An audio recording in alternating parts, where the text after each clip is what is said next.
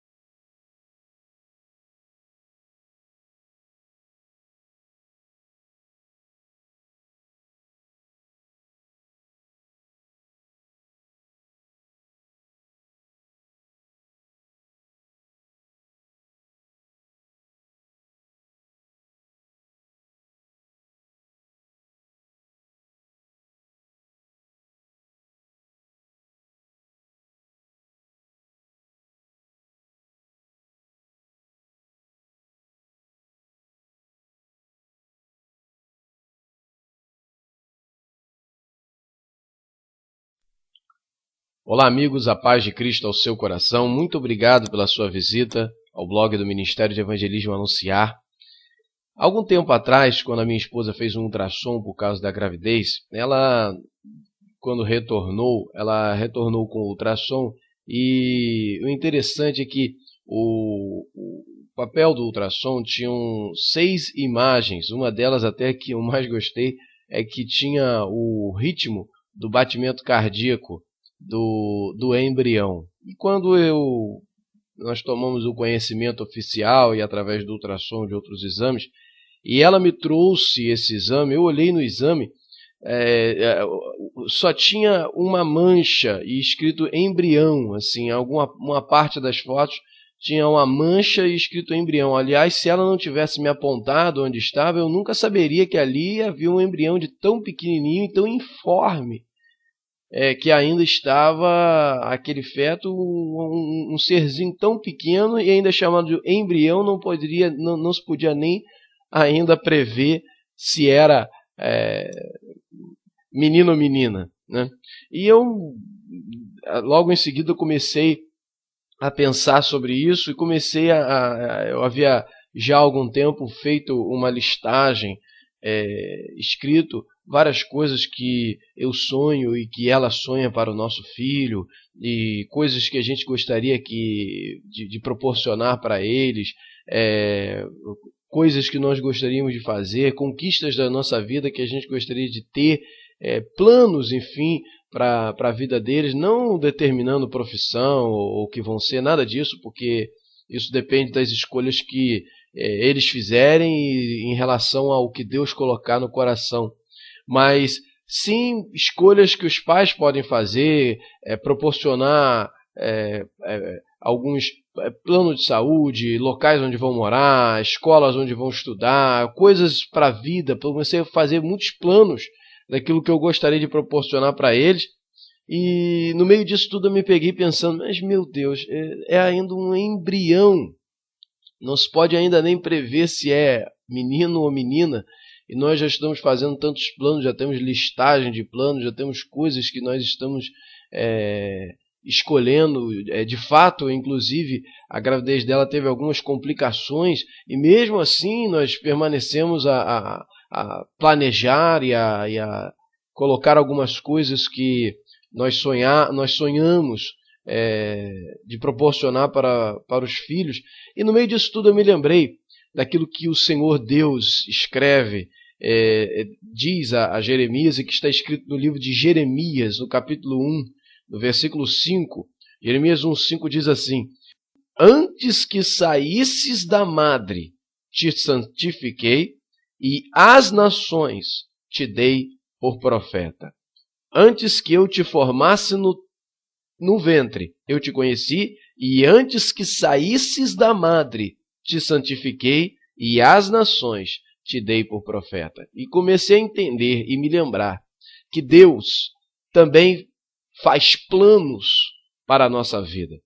Aliás, não só Jeremias recebeu essa palavra direto do Senhor, mas também o apóstolo Paulo, quando ele faz alguns relatos da vida dele, da história da conversão dele, em Gálatas capítulo 1, versículo 15, ele diz: mas quando aprouve a Deus, que desde o ventre de minha mãe me separou e me chamou pela sua graça. Aí ele continua no verso 6 de Gálatas capítulo 1, verso 16, perdão, de Gálatas capítulo 1, revelar seu filho em mim, para que eu pregasse entre os gentios, não consultei nem carne nem sangue, nem tornei a Jerusalém a ter com os que já antes de mim eram apóstolos, mas parti para a Arábia e voltei outra vez a Damasco. Quer dizer, ele partiu para uma missão que Deus planejou, que Deus colocou no coração dele, e a qual Deus havia o chamado desde o ventre de sua mãe. E Deus também diz aqui a Jeremias: antes que eu te formasse no ventre, quer dizer, antes que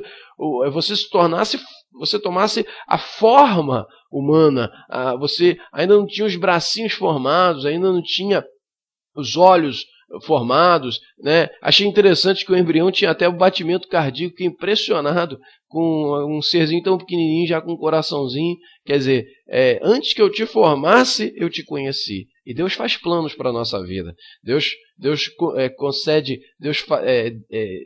concede alvos para a nossa vida, vocações para a nossa vida, propósitos, missões que Ele planeja e que Ele nos encaixa na vida para que nós possamos executar aquilo que Ele planejou para nós.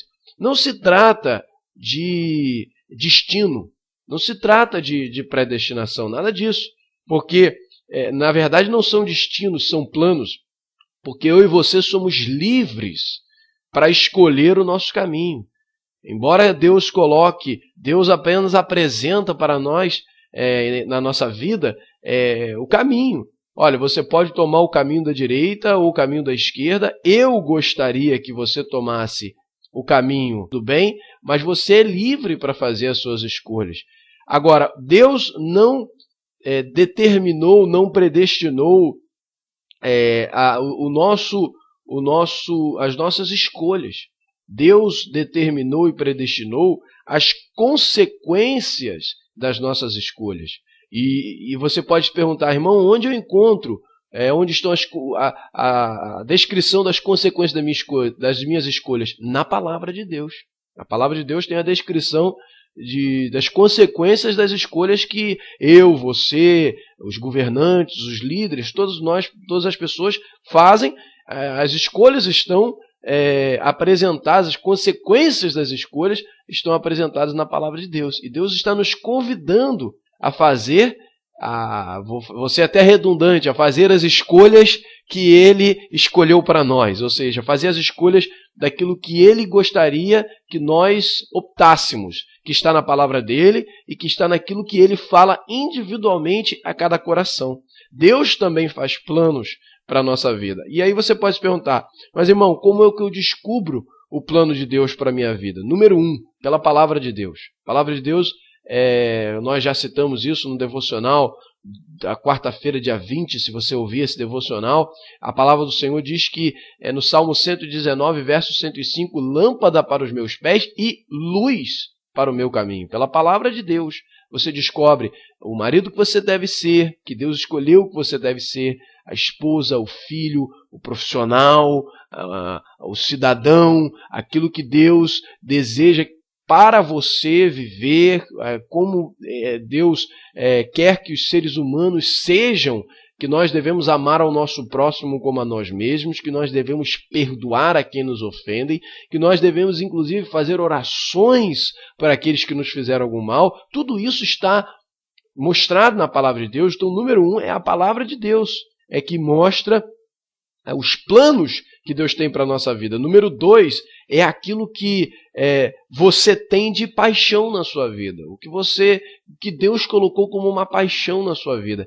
Em geral, as pessoas que se destacam, elas estão atuando naquilo que elas são apaixonadas. Geralmente, quando uma pessoa ela não tem um destaque ou ela fracassa, ela está atuando em alguma área na qual ela não tem o menor prazer naquilo que ela está fazendo. Então, você recebe algo que você gosta na sua vida para fazer, que você tem paixão por aquilo e você se destaca. Aquilo que Deus colocou no seu coração, que você preza, que você tem como paixão, é uma dica também para aquilo que Ele planejou para a sua vida. E outro ponto que eu vou destacar, número 3, são os nossos dons e os nossos talentos. Deus não te deu vocação, Deus não te deu habilidades, Deus não te deu talentos e Deus não te concedeu dons para que você não os usasse. Se você tem um talento para planejar, se você tem um talento para que você seja uma pessoa organizada, se você tem uma habilidade de falar em público, o que é que Deus colocou como dom, como vocação, como talento na sua vida? Você acha que Ele te concedeu essa habilidade inerente, natural no seu coração para que você não usasse? Para que você não usasse de benefício para as outras pessoas? E Deus pode te revelar e te dar uma direção específica para aquilo que Ele tem para a sua vida. Agora, eu fecho com um ponto fundamental. Se eu e você fizermos as escolhas pelo plano de Deus em nossa vida, ou seja, se eu e você escolhermos obedecer aquilo que Ele nos mostra na palavra dEle sobre e a palavra de Deus fala de todos os assuntos da face da terra, se nós fizermos as escolhas da palavra de Deus, daquilo que Deus ensina em sua palavra, se nós fizermos as escolhas que Deus fala individualmente ao seu coração, porque uma das maneiras de você conhecer os planos que Deus tem para a sua vida é você construir um relacionamento íntimo e pessoal com Deus, através de oração, através da leitura da palavra de Deus, através de ouvir a palavra de Deus, através de praticar a palavra de Deus, uma vida de oração. Se você constrói um relacionamento com Deus, ou seja, eu e você passamos a fazer aquilo que Deus revela na sua palavra, aquilo que Ele fala individualmente ao seu coração, pode ter certeza de uma coisa: todo o universo, toda a criação vai conspirar a favor de você. Tudo vai favorecer você, apesar de você passar por lutas e você passar por dificuldades. Pode ser que você passe por provações, pode ser que você passe por dificuldades, por oposições, mas tenha certeza que no final Deus tem vitória para a sua vida, porque você está cumprindo o plano e o chamado de Deus na sua vida. Duas pessoas enfrentaram isso. José do Egito teve 2 sonhos. Em Gênesis capítulo 37 relata que ele teve um sonho. Ele sonhou que os molhos de trigo, os feixes de trigo de seus irmãos o rodeavam e se inclinavam a ele, em sinal de que no futuro os irmãos iriam o reverenciar como líder. Depois ele teve um outro sonho em que o sol, a lua e 11 estrelas se inclinavam a ele, representando o pai, a mãe e os seus irmãos, e os irmãos ficaram muito aborrecidos com isso. E depois que ele teve esses 2 sonhos, que foram planos de Deus para a vida dele, tudo andou na contramão na vida de José. José foi vendido pelos seus irmãos, foi odiado primeiro pelos seus irmãos, depois ele foi vendido, você pode ler a partir de Gênesis 37 essa história, depois ele foi vendido para uma caravana de ismaelitas e foi parar no Egito, na casa de um homem chamado Potifar, mas como ele estava no plano de Deus, Deus o prosperou e Potifar começou a ver que tudo que José botava a mão prosperava, mas ainda assim o mal conspirou contra ele. A mulher de Potifar botou os olhos em cima do rapaz e José resistiu e falou: não, vou permanecer fiel a Deus. E por causa da situação, ela armou uma cilada para ele, ele foi parar na cadeia. Na cadeia Deus estava com ele, porque ele estava no plano de Deus, mas ele foi colocado como chefe ali junto na carceragem, mas ainda assim foi esquecido na cadeia. Passaram-se anos e anos, e eu não vou relatar a história toda, você pode ler a partir de Gênesis 37. No final, José foi exaltado como a segunda pessoa mais poderosa da maior nação daquele tempo, o Egito. Depois de Faraó era José, e José cumpriu. Lá no final do livro de Gênesis, José dá um relato. Ele diz em Gênesis 50, versículo 19 e 20, ele diz: e José lhes disse aos irmãos: não temais, porque porventura estou eu em lugar de Deus? Vós bem intentastes mal contra mim, porém Deus o tornou em bem, para fazer como se vê neste dia, para conservar em vida a um povo grande. Você vê, Deus tinha um plano, e apesar de todo o mal que foi lançado contra a vida dele, Deus prosperou, deu vitória a ele, e ele cumpriu. Tudo conspirou contra, mas ao mesmo tempo, tudo no universo, Deus moveu céus e terras para dar vitória a José. Lembra de Moisés também? Deus o chamou e vocacionou, deu dons, deu talentos, deu habilidades, deu poder a Moisés para que ele fizesse o quê? Para que ele libertasse o povo da escravidão do Egito. E Moisés foi, apesar de cheio do poder, quando ele chegou diante de Faraó e disse a ordem que Deus havia lhe dado: deixa o meu povo ir, em Êxodo capítulo 5, verso 2, a resposta de Faraó foi a seguinte: quem é o Senhor, cuja voz eu ouvirei para deixar ir Israel?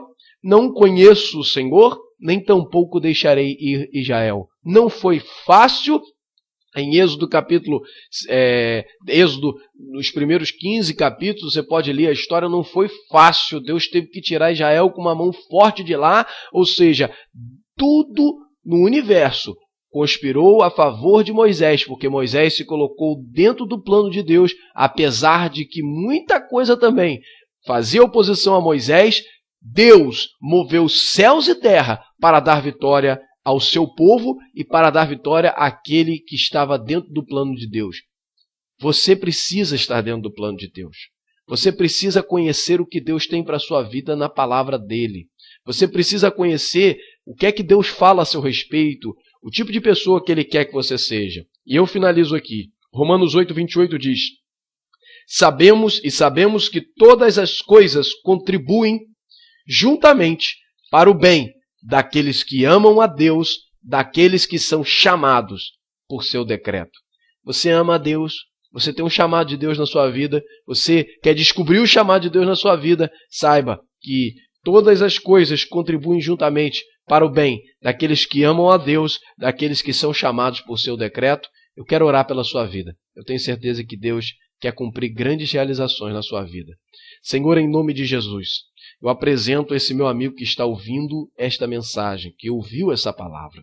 Senhor, fizemos planos, escrevemos inclusive planos para o nosso filho quando ainda era um embrião. Melhor, Senhor, quando ainda nem estava no ventre da minha esposa, quando nós ainda, quando ela ainda não estava grávida, já fazíamos planos.